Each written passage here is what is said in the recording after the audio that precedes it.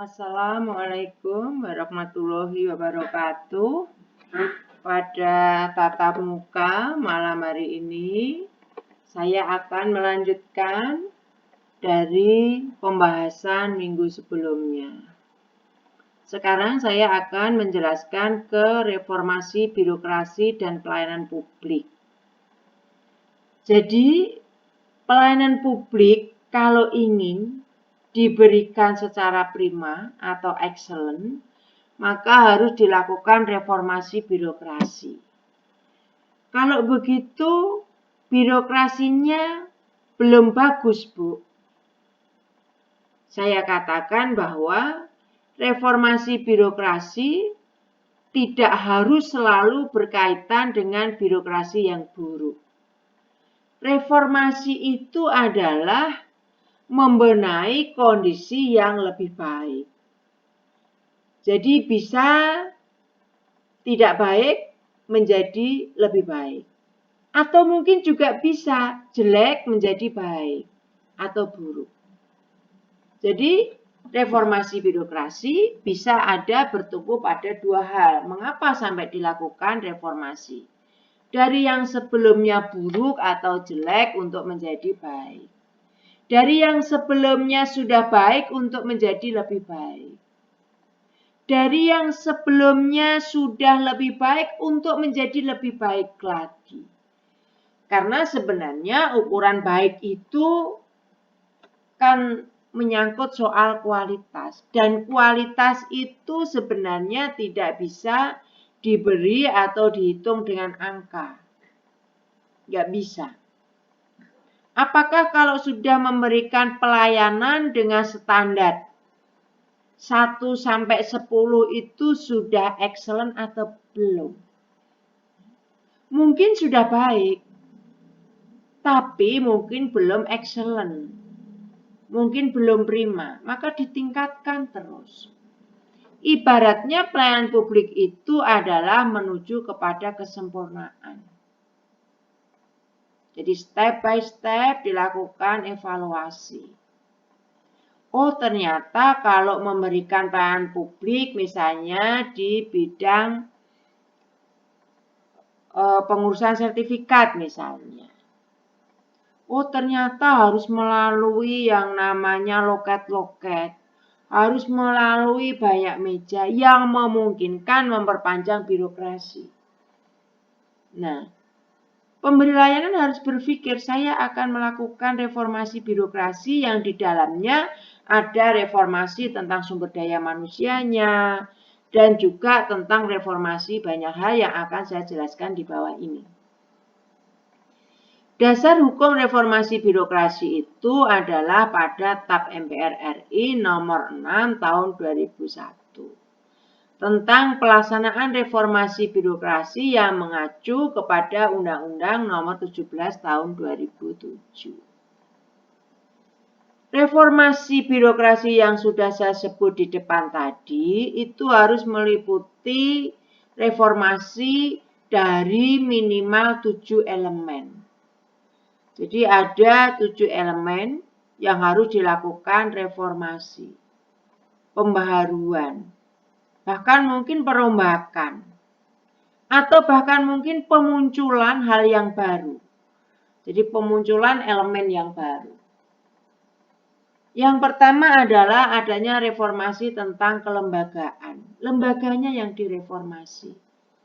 Institusinya lah yang direformasi, dilakukan perbaikan-perbaikan. Kalau di pemerintahan kita sering untuk membahas atau sering kita mendapati yang namanya ada perubahan tentang struktur dan tata kerja organisasi.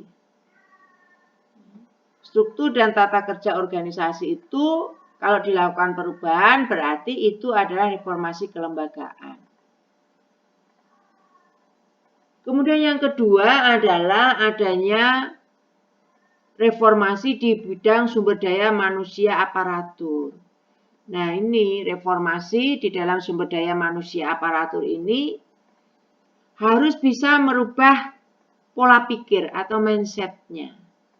Selain pola pikir yang dirubah adalah kultur setnya. budayanya.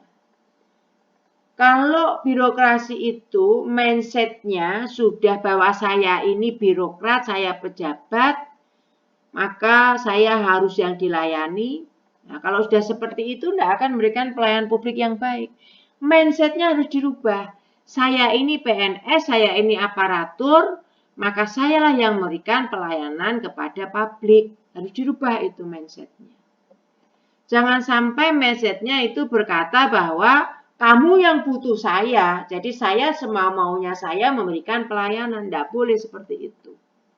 Saya digaji, saya diberi semua fasilitas oleh negara sebagai aparatur, maka saya tugasnya memberikan pelayanan.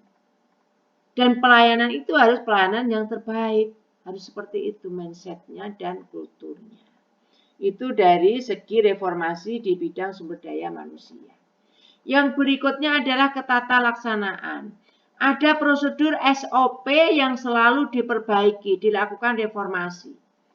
Jangan berbelit-belit, jangan dibuat sulit, jangan dibuat panjang, jangan dibuat berliku-liku. Ya, SOP-nya harus jelas, itu yang namanya reformasi di bidang ketata laksanaan. Kemudian yang keempat adalah reformasi agar ada transparansi dan akuntabilitas publik. Pemberi layanan itu harus transparan, harus akuntabel. Jangan sampai orang publis tidak pernah tahu.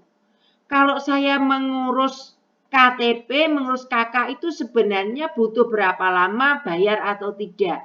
Ternyata kan karena sudah semua pakai sistem, jadi tidak perlu lama dan ternyata tidak bayar. Harus gratis, kecuali dalam ketentuan-ketentuan tertentu. Yang berikutnya adalah bersih dan bertanggung jawab. Kalau itu sudah tugasnya, janganlah melakukan pungutan-pungutan liar. Janganlah melakukan sesuatu yang memang itu sudah menjadi tugasnya, namun harus ada imbal baliknya. Tugas pemberi layanan itu sudah digaji tiap bulan, sudah punya fasilitas, maka jangan setiap memberi layanan harus memperoleh tip. Nggak boleh. Maka harus bersih. Dan bertanggung jawab. Harus bertanggung jawab, kan setiap bulan sudah digaji. Dan tugasnya memang memberikan pelayanan. Begitu. Yang berikutnya adalah pengawasan. Di dalam reformasi birokrasi, itu harus ada yang namanya pengawasan secara bertahap dari atasan langsung, waskat, kemudian atasan di atasnya. Sampai kemudian ada yang namanya pengawasan secara internal dan ada pengawasan eksternal ya, masyarakat. Secara undang-undang sebenarnya anggota dewan itu juga pengawas birokrasi. Anda itu sebagai stakeholder juga bisa melakukan pengawasan. Siapapun yang berkepentingan terhadap pelayanan publik, Anda berhak melakukan pengawasan. Jangan karena, oh saya kan tidak punya kepentingan, saya tidak perlu, tidak boleh seperti itu. Kemudian yang ketujuh adalah reformasi, ya di endingnya pelayanan publik itu harus direformasi pelayanannya yang baik. Ada SOP yang jelas, ada standar pelayanan minimal. Itu. Supaya apa? Supaya transparan. Itu. Kalau mau mengurus misalnya akta kelahiran, itu syaratnya apa? Kalau sudah komplit, berapa lama akta kelahiran itu akan jadi? Jadi jelas SOP-nya, jelas pelayanan minimal yang diberikan seperti apa, seperti itu. Ya. Nah, yang terakhir saya memberikan bahan diskusi. Yang bisa Anda baca sendiri ada 8. Dan bahan diskusi ini nanti akan saya gunakan sebagai tugas Anda. Dan nanti silahkan saya akan memberikan petunjuk lebih teknis di channel YouTube saya melalui video. Saya kira pertemuan kali ini saya akhiri sampai di sini saja. Terima kasih. Wassalamualaikum warahmatullahi wabarakatuh.